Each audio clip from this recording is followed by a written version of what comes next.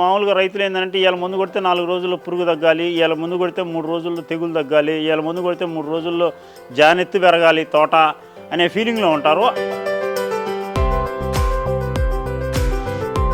Chemical వ్యవసాయంలో మిర్చికి ఒక 1,50,000 ఖర్చు పెడితే సేంద్రీయ వ్యవసాయంలో కూడా 40,000-50,000 ఖర్చుతోటే అంత ప్రొడక్షన్ తీయడానికి అవకాశాలు ఉన్నాయి.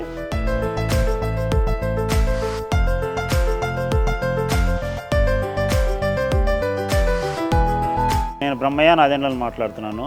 నేను గత 2 సంవత్సరాలుగా సేంద్రీయ వ్యవసాయ విధానాలని చిల్లీ మీద అప్లికేషన్ చేస్తున్నాను. 2020లో వెస్టర్న్ ఫ్లవర్ థ్రిప్స్ అని చెప్పేసి మన నల్లతామర పురుగు అనేది మిర్చి మీద అటాక్ అయ్యి 2 తెలుగు రాష్ట్రాల్లో దగ్గర 20,000 కోట్ల రూపాయలు రైతులు ఆర్థికంగా నష్టపోవడం జరిగింది. అలాంటి సందర్భంలో మా నాన్న కూడా పాస్ట్ 40 years నుంచి మిర్చి పండిస్తాడు. ఆయన ఒక 20 ఎకరాలు వేసినప్పుడు ఆయన పంట ఆర్థికంగా నష్టపోయే పరిస్థితుల్లో ఉంటే నన్ను పిలిచి కొత్త పురుగు వచ్చింది, ఇది అర్థం కావట్లేదు అన్నప్పుడు నేను పోయి చూసి ఫొటోస్ తీసుకొని మన రాజేంద్ర నగర్ యూనివర్సిటీలో శాస్త్రవేత్తల సలహాలు తీసుకొని దానికి బయలాజికల్ అప్లికేషన్స్ ద్వారా ఆ పంటని సక్సెస్ఫుల్గా క్రాప్ పండించడం జరిగింది. బయలాజికల్స్ తోటి జీవన ఎరువులు, జీవక్రిమి సంహారకాలు ఇది ఒక కాన్సెప్ట్ తోటి 20 ఎకరాల మిర్చి ఆర్గానిక్లో పండించడం జరిగింది.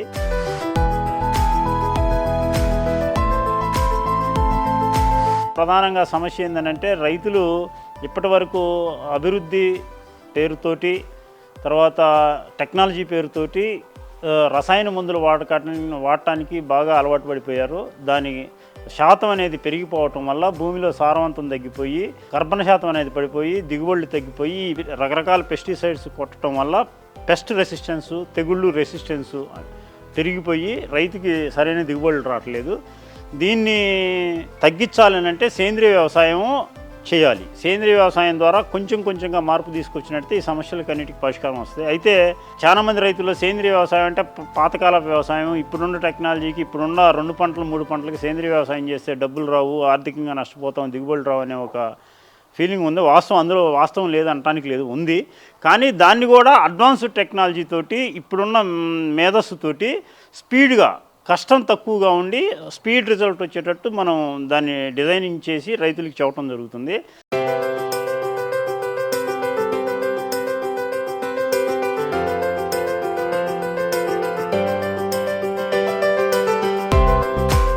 చాలామంది రైతులకి బయలాజికల్స్ అంటే పెద్ద అవగాహన లేదు. బయలాజికల్స్ అంటే ఏంటంటే సూక్ష్మజీవులండి. సూక్ష్మజీవులతోటి పంటలు పండించడం. ఇప్పుడు మీకు ఇక్కడ సింపుల్గా అర్థమయ్యేటట్టు చెప్పడం కోసం ఒక 3 బాటిల్స్ పట్టుకున్నాం. ఇందులో ఒక 50 ml, ఇందులో ఒక 50 ml 2 రకాల మందులు ఉన్నాయి. ఇది ఒక 1/2 లీటర్ బాటిల్.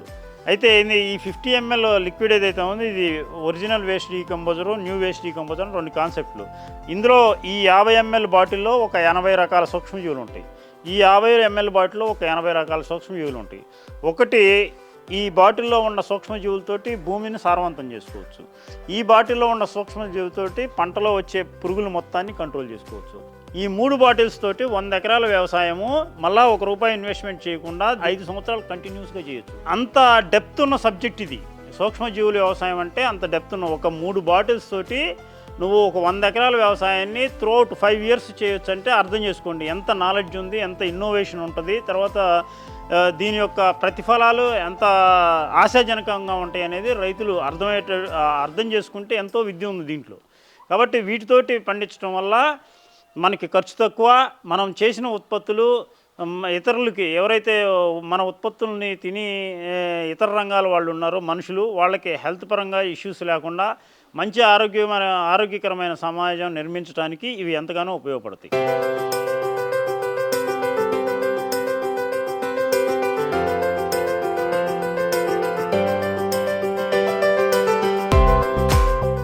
ఈ సేంద్రీయ వ్యవసాయం స్టార్టింగు తెలియనప్పుడు కొంచెం కొత్తగా ఉంటుంది.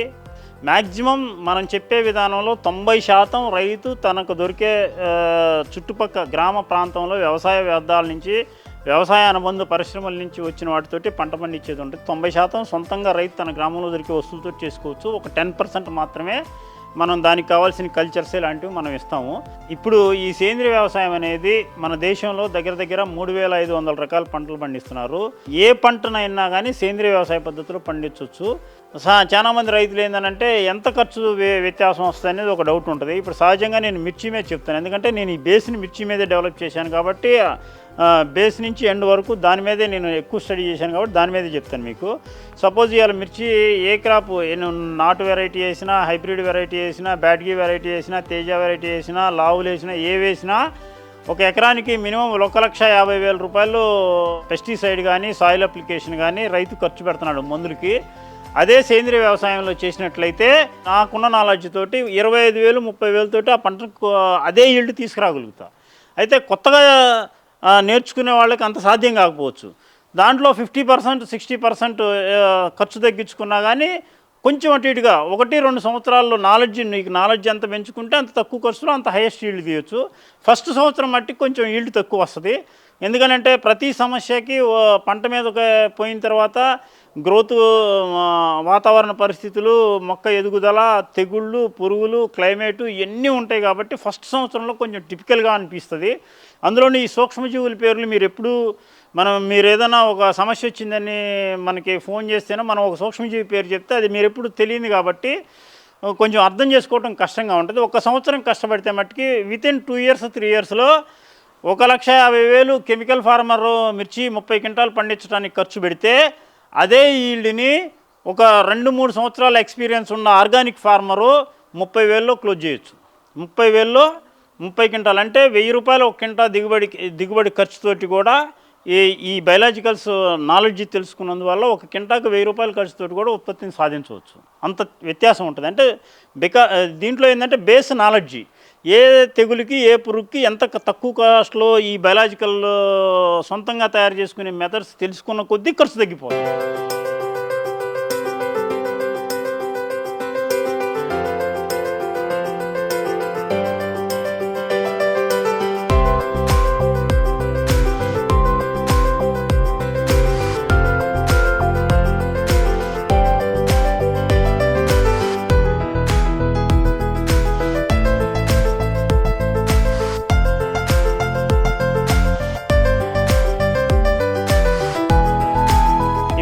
మీరు చూస్తుంది ఎల్లో మిర్చి. ఇది మన బయలాజికల్ మెథడ్స్ను వాడి చిత్తూరు జిల్లాకి చెందిన రైతు పండించడం జరిగింది. నేను రైతు స్థాయిలో ప్రొడక్షన్ చేసి కాస్ట్ ఇచ్చి కొన్ని అతను సొంతంగా తయారు చేసుకునే మెథడ్స్ చెప్పి ఈ రకంగా ఇద్దరం అంటే నా నాలెడ్జి అతని నాలెడ్జి షేర్ చేసుకొని పండించిన పంట ఇది. హైదరాబాద్లోని గవర్నమెంట్ ఆర్గనైజేషన్స్లో వీటిని పెస్టిసైడ్ రెసిడ్యూస్ టెస్ట్ చేయించడం జరిగింది. పెస్టిసైడ్ రెసిడ్యూస్ 0% అని తేలటం జరిగింది. గవర్నమెంట్ వాళ్ళు సర్టిఫై చేయడం జరిగింది. దీన్ని ఇప్పుడు మార్కెట్లో రైతులు ఎవరైతే ఇంట్రెస్ట్ ఉన్నారో వాళ్ళకి ఇలా పౌడర్ చేసి మనం కేజీ 500 రూపీస్ లెక్కన ప్రాసెస్ చేసి ఇవ్వటం జరుగుతుంది. ఈ రెడ్ మిర్చికి, ఎల్లో మిర్చికి ఏంటంటే ఫ్యాన్సీ కోరుకునే వాళ్ళు కొన్ని సమస్యలు ఉన్న వాళ్ళకి రెడ్ కలర్ ఫుడ్లో తీసుకున్నప్పుడు అంత యాక్టివ్గా ఉండరు. అలాంటి వాళ్ళకి కలర్ ఎఫెక్ట్ లేకుండా నీట్గా గార్నిష్ చేసినట్టు కనపడటం కోసం ఈ ఎల్లో మిర్చి వాడుతున్నారు. ఇది మన దేశంలో ఇప్పుడిప్పుడే ఎక్కువగా వాడటం జరుగుతుంది. యాక్చువల్లీ ఇది ఎక్స్పోర్ట్ క్వాలిటీ, ఇతర దేశాలకు export, US, UK export quality ఇది. ఇప్పుడిప్పుడే మన దేశంలో కూడా ఈ ఎల్లో మిర్చిని బాగా వాడటం జరుగుతుంది. అందులో మనం ఆర్గానిక్లో పండించిన దానికి మంచి డిమాండ్ ఉండటం వల్ల ఎక్కువ సేల్ చేయడం జరుగుతుంది.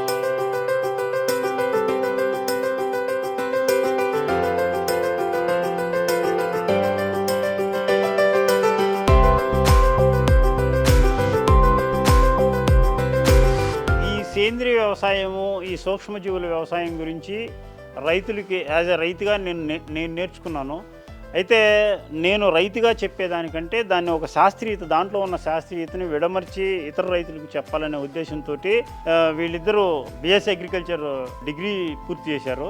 వీళ్ళిద్దరూ కూడా రైతు పిల్లలే.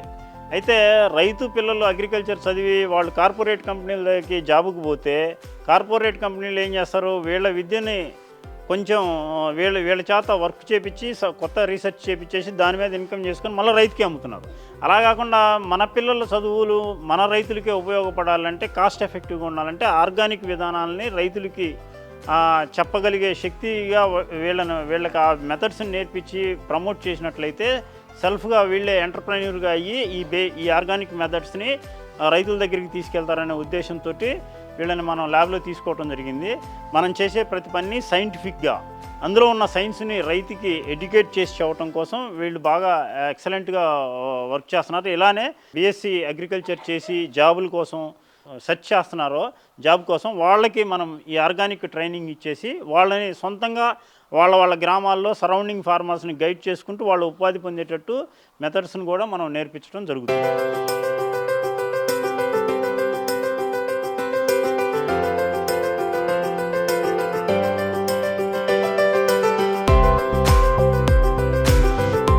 అందరికీ నమస్కారం. నేను రిజ్వానా, ఖమ్మం జిల్లా నుంచి వచ్చాను. నా అగ్రికల్చర్ బీఎస్సీ అశ్వరావుపేటలో కంప్లీట్ చేశాను. రైతు ప్రయోగశాలలో రీసెర్చ్ డివిజన్ హెడ్గా జాయిన్ అయ్యాను. చాలామంది ఫార్మర్స్ అందరు కెమికల్స్ ఫెర్టిలైజర్స్ యూజ్ చేస్తూ కల్టివేట్ చేస్తున్నారు. దాని ప్రోడక్ట్నే మనం తింటున్నాం. వాటిలో కెమికల్స్ రెసిడ్యూస్ ఎక్కువగా అయిపోయి చాలామందికి హెల్త్ ఇష్యూస్ వస్తున్నాయని చాలామంది వింటున్నారు, మనం చదువుతున్నాము. అయితే దీని మీద నాకు ఈ ఆర్గానిక్ ఫార్మింగ్ చేసిన వాళ్ళందరికీ నా తరఫున కూడా నా నాలెడ్జ్ ఏ విధంగా యూజ్ అవుతుంది, నేను ఇంకా కొత్తవి ఏ విధంగా నేర్చుకోగలను అన్న కాన్సెప్ట్ మీద నేను ఈ జాబ్లో జాయిన్ అయ్యాను. అండ్ నేను వచ్చిన తర్వాత చాలా different types of fungus, bacterias నేను కల్చర్ చేయడం జరిగింది. దాన్ని మేము ఫీల్డ్లలో డిఫరెంట్ ఫార్మర్స్కి ఇస్తే వాటి రిజల్ట్స్ బాగున్నాయని ఆ ఫార్మర్స్ కూడా చెప్పడం, సాటిస్ఫై అవ్వడం చాలా బాగా అనిపించింది. మేము చేసిన ప్రొడక్ట్స్ ఫార్మర్స్ కూడా సాటిస్ఫై అయ్యి వాళ్ళ ప్రొడక్ట్ కూడా బాగా వస్తుంది అని మాకు ఫీడ్బ్యాక్ ఇవ్వడం, we felt happy about that.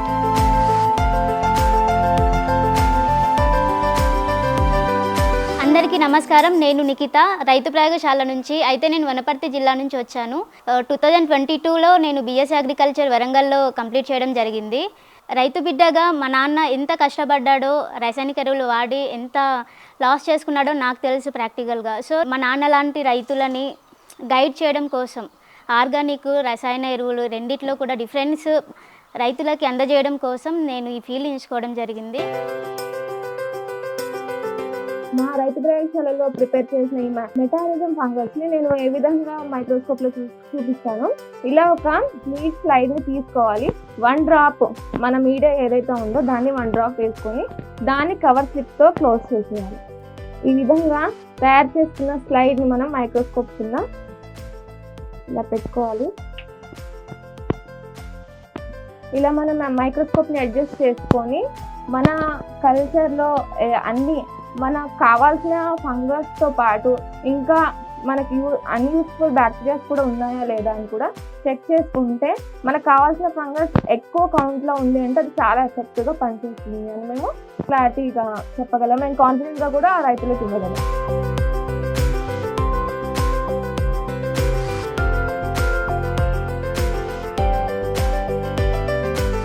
ఇవి బ్యాక్టీరియా కల్చర్స్. ఇవి ఎలా అంటే మీడియా ప్రిపేర్ చేసుకున్న తర్వాత దీంట్లో మనం ఏదైతే బ్యాక్టీరియా కావాలనుకుంటున్నామో, ఈ బ్యాసిలస్ కానీ సూడోమోనస్ కానీ, ఆ కల్చర్ని ఈ మీడియాలో పోసిన తర్వాత ఈ విధంగా మనం ఒక మిషన్ ఉంటుంది, ఈ మిషన్ మీద పెట్టేసి డైలీ ఒక 3-4 టైమ్స్ మనకు వీలున్నప్పుడల్లా తిప్పుకుంటే బ్యాక్టీరియా అనేది చాలా బాగా ఫామ్ అవుతుంది. ఇక్కడ ఫంగస్కి బ్యాక్టీరియాకి తేడా ఏంటంటే మనం ఫంగస్ని నిలకడగా ఉంచిన తర్వాత ఫామ్ అవుతుంది అది. ఈ బ్యాక్టీరియా ఏంటంటే మూమెంట్ ఎక్కువ ఎంత ఇస్తే అంత బాగా ఫామ్ అవుతుంది. ఈ విధంగా డైలీ మనం 5 మినిట్స్ ఈ విధంగా తిప్పుతూ ఉండాలి 2 టైమ్స్. ఎంత మూమెంట్ బాగా ఇస్తే అంత బాగా బ్యాక్టీరియా అనేది మల్టిప్లికేషన్ అవుతుంది.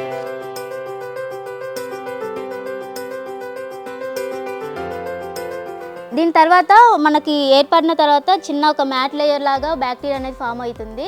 మేము దీన్ని టెస్ట్ చేయడం కోసం ఆ మ్యాట్లో ఉన్నటువంటి కొద్దిపాటి భాగాన్ని తీసుకొని మైక్రోస్కోప్ కింద చూసిన తర్వాత బ్యాక్టీరియల్ సెల్స్ అనేవి మనకి మైక్రోస్కోప్ కింద క్లియర్గా కనిపిస్తాయి. దాన్ని బట్టి మనం ఇందులో ఈ మీడియాలో బ్యాక్టీరియా గ్రో అవుతుందని చెప్పేసి మేము ఫార్మర్స్కి సేల్ చేసేస్తాం.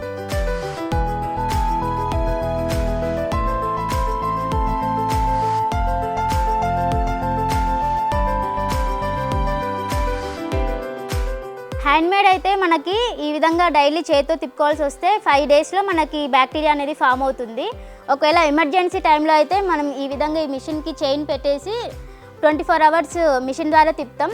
దీని ద్వారా 24 అవర్స్లోనే మనకి బ్యాక్టీరియా అనేది గ్రో అయిపోతుంది.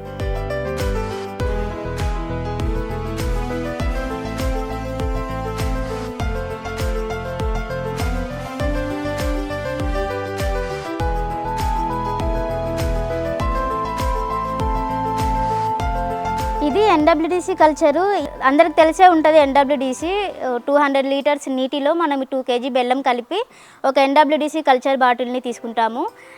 ఈ కల్చర్ బాటిల్లో మనకి 80 రకాల బ్యాక్టీరియా ఉంటుంది. దాని ద్వారా ఈ లిక్విడ్లో మనం వేసిన తర్వాత ఒక 20 రోజులకి ఈ విధంగా మనకి ఈ విధంగా కనిపిస్తుంది. దీనిని మనం పంట మీద స్ప్రే చేసుకుంటే పంట మీద వచ్చే పురుగులన్నిటికీ కూడా, రసం పీల్చే పురుగులు కానీ, కాండం తొలిచే పురుగులు కానీ, కాయ తొలిచే పురుగులు అన్నిటికీ కూడా ఇది పనిచేస్తుంది.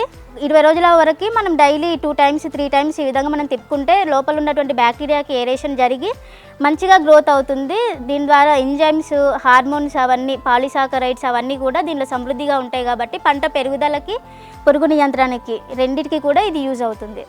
ఎట్టి పరిస్థితుల్లో కూడా మనం దీన్ని నేలకు ఇవ్వకూడదు. ఇది OWDC కల్చర్. ఇది ఏంటంటే మనకి రైతులకి రీజనబుల్ ప్రైస్లో మనకి కిషన్ చంద్ర సార్ రిలీజ్ చేయడం జరిగింది. అయితే దీన్ని కూడా మనం సేమ్ NWDC లాగానే చేసుకోవచ్చు. కాకపోతే మనం 20 రోజులు ఫర్మెంట్ చేయాల్సిన అవసరం లేదు. దీనికి ఓన్లీ 7 daysలో మనకి ఇది కంప్లీట్ అయిపోతుంది. కంప్లీట్ అయ్యాక మనకి ఈ విధంగా తెల్లగా ఇట్లా కనిపిస్తూ ఉంటుంది. దీన్ని మనం ఈ OWDC కల్చర్ ద్రావణంతో మనం 16 రకాలైనటువంటి పురుగులకు కానీ, పంటకు కావాల్సిన పోషకాలను కానీ ఈ విధంగా మనం 16 రకాలుగా తయారు చేసుకోవచ్చు. ఇది ముందుగానే మనం తయారు చేసుకున్నటువంటి OWDC ద్రావణంలో, అంటే 10 రోజుల ఫర్మెంటెడ్ OWDC ద్రావణంలో మేము ఈ విధంగా బట్టలో మేము మేకల పెంట అనేది వేసి దీన్ని 10 రోజుల పాటు ఫర్మెంట్ చేయడం జరుగుతుంది. ఈ బట్టలో ఎందుకు కట్టామంటే ఇందులో ఉన్నటువంటి మేకల పెంట OWDC ద్రావణం మొత్తంలో కూడా కలిసిపోకుండా ఓన్లీ దానిలో ఉన్నటువంటి పోషకాలను మాత్రమే ఈ లిక్విడ్లో డైల్యూట్ అయ్యేలాగా పెట్టాము. చెత్త చెదరం అనేది కూడా మొత్తం బట్టలోనే ఉండిపోతుంది. దీని ద్వారా స్ప్రేయింగ్ చేసుకునే టైంలో ఫార్మర్స్కి ఇబ్బంది లేకుండా ఓన్లీ లిక్విడ్లోనే అన్ని పోషకాలు ఉంటాయి కాబట్టి లిక్విడ్నే తీసుకొని డైరెక్ట్గా స్ప్రే చేసుకోవచ్చు, మళ్ళీ ఫిల్టర్ చేయకుండా. ఈ విధంగా మేము అన్ని రకాలైనటువంటి ఆవు పెండ, మేకల పెంట, అలాగే కోళ్ళ పెంట మూడింటిని కలిపి ఇందులో వేసాము. ఎందుకంటే మేకల పెంటతో వేస్తే ఏ విధంగా ఉంటుంది, 3 కలిపిన ఎరువుతో వేస్తే ఏ విధంగా ఉంటుంది న్యూట్రియంట్ కంటెంట్ అనేది మేము మళ్ళీ ల్యాబ్లో టెస్ట్ చేస్తాము. దాని తర్వాత వచ్చిన రిజల్ట్ని బట్టి స్ప్రేయింగ్ డోసెస్ అనేది మేము ఇవ్వడం జరుగుతుంది. ఇది కూడా OWDC ద్రావణంలోనే మేము ఇంకోటి కొత్త ప్రయోగం చేసాము. ఇందులో మేము నూనె జాతి పిండులు, అలాగే పప్పు జాతి పిండులు 3 రకాలు తీసుకున్నాము. ఒక్కొక్కటి కూడా 2 kgs తీసుకొని దీనిలో వేసాము. దీని ద్వారా ఏమవుతుందంటే పప్పు దినుసులో ఉన్నటువంటి పోషకాలు, అలాగే నూనె దినుసుల్లో ఉన్నటువంటి పోషకాలు అన్నీ కూడా ఈ OWDC ద్రావణంలో కరుగుతాయి. అందులో ఉన్నటువంటి మైక్రోన్యూట్రియంట్స్ అలాగే మ్యాక్రోన్యూట్రియంట్స్ అన్నీ కూడా ఈ లిక్విడ్లో కరిగిన తర్వాత మేము పంట మీద స్ప్రే చేస్తాము. ఫంగస్, బ్యాక్టీరియాస్ అన్నీ కూడా మేము ఫస్ట్ మా ఫీల్డ్లో, మేము తయారు చేసుకున్న ఫీల్డ్లో టెస్ట్ చేసిన తర్వాతనే మేము ఫార్మర్స్కి సజెస్ట్ చేయడం జరుగుతుంది. ఇది కూడా OWDC ద్రావణంలో తయారు చేసినటువంటి కొత్త ప్రయోగం. ఇందులో మేము ఏం చేసామంటే 12 రకాలైనటువంటి కలుపు మొక్కలను తీసుకొని ఒక్కో కేజీ చొప్పున దీనిలో వేసి ఈ విధంగా ఫర్మెంట్ చేస్తున్నాము. ఇది కలుపు మొక్కల ద్వారా చేసిన ద్రావణం మాత్రమే. ఈ విధంగా తయారు చేసిన ద్రావణంతో మనం పురుగు నియంత్రణ అనేది ఈజీగా చేసుకోవచ్చు. యాక్చువల్గా దీనికి ఖర్చే ఉండదు, ఎందుకంటే మన పొలంలో దొరికే కలుపు మొక్కలు అన్నిటితో చేస్తాం కాబట్టి ఖర్చు తగ్గుతుంది, అలాగే దిగుబడి అనేది పెరుగుతుంది. క్వాలిటీ ఫుడ్ని మనం తయారు చేసుకోవచ్చు. సో రైతులందరూ కూడా ఒకసారి సేంద్రియ విధానం గురించి ఆలోచించండి. మనకి దగ్గరలో ఉన్నటువంటి పదార్థాలతోనే ఈ విధంగా మనం తయారు చేసుకోవచ్చు. ఇది OWDC ద్రావణంతో తయారు చేసినటువంటి ఇంకో పురుగు మందు ద్రావణం.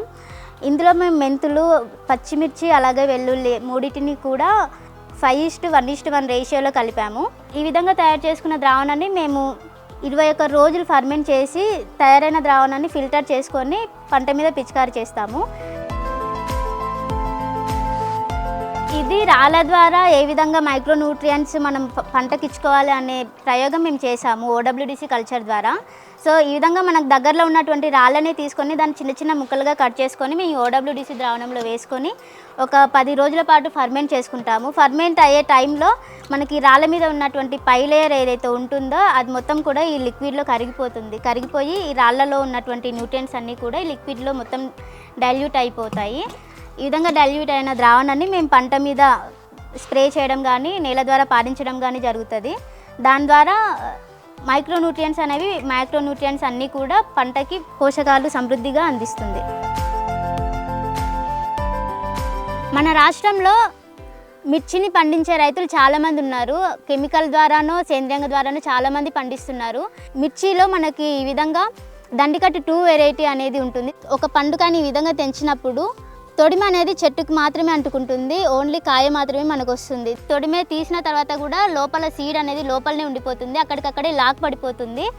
గింజలు అనేవి బయటికి చల్లిపోవు. ఈ విధంగా కాయ ఎంత ఉంటే అంత మనం లాభపడవచ్చు. కాయ నష్ట శాతం అనేది చాలా తక్కువగా ఉంటుంది. ఈ విధంగా మనం తొడిమే తీసే ఛాన్స్ కూడా మనకు ఉండదు. కూలీల ఖర్చు అనేది చాలా తగ్గిపోతుంది. డైరెక్ట్గా పంట నుంచి తీసుకున్న తర్వాత డ్రై చేసుకొని మిల్లు ఆడించుకొని వచ్చిన కారంని మనం మధ్య దళారుల అవసరం లేకుండా మనం డైరెక్ట్గా వినియోగదారులకి సేల్ చేసుకోవచ్చు.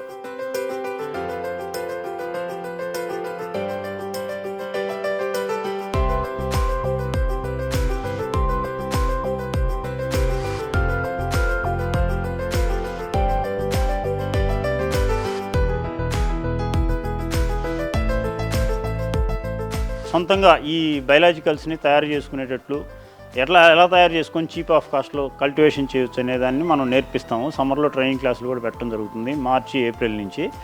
దీని గురించి ఇంకా ఇతర ఇన్ఫర్మేషన్ కోసం గ్రౌండ్ రూట్లో ఫార్మర్కి చేయటం కోసం మనం ఆర్గానిక్ చిల్లీ ట్రైనింగ్ అని ఒక యూట్యూబ్ ఛానల్ పెట్టి దాన్ని కూడా చెప్పడం జరుగుతుంది.